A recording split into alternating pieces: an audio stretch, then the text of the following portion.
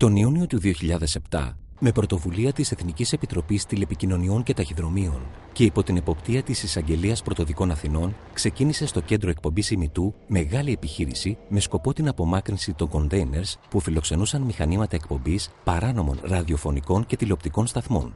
Για τα συγκεκριμένα containers είχαν εκδοθεί εντολές κατεδάφισης από την αρμόδια περιφέρεια Αττικής. Η επιχείρηση διήρκησε ένα μήνα περίπου και συνέδραμε το Δασαρχείο Πεντέλης, η Ελληνική Επιτροπή Ατομικής Ενέργειας, η ΔΕΗ και η Ασφάλεια Αττικής. Η προετοιμασία της επιχείρησης ήταν πολύμηνη. Η ΕΕΤ διενήργησε αναλυτική χαρτογράφηση της περιοχής και κατέγραψε τον εξοπλισμό και τα καιροσυστήματα όλων των νόμιμων σταθμών.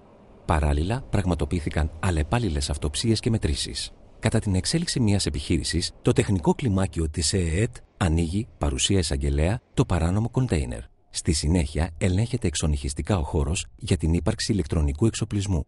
Εφόσον διαπιστωθεί η ύπαρξη εξοπλισμού, τότε αναγνωρίζεται, καταγράφεται και απεκαθίσταται. Παράλληλα, σχηματίζεται έκθεση πραγματογνωμοσύνης από τους υπαλλήλους της ΕΕΤ και δικογραφία από τους ανακριτικούς υπαλλήλους. Στην περίπτωση που διαπιστωθεί εγκατάσταση παράνομης κεραίας σε πυλώνα, τότε ειδικός τεχνίτης, γνωστός και ως εναερίτης, αναλαμβάνει την απεγκατάστασή της. Η απεγκατάσταση των παράνομων containers πραγματοποιείται από ειδικό συνεργείο, το οποίο είτε προχωρά στην επιτόπου κατεδάφιση του ή στη μεταφορά του με γερανοφόρο όχημα. Σε κάθε περίπτωση, το περιεχόμενό του απομακρύνεται.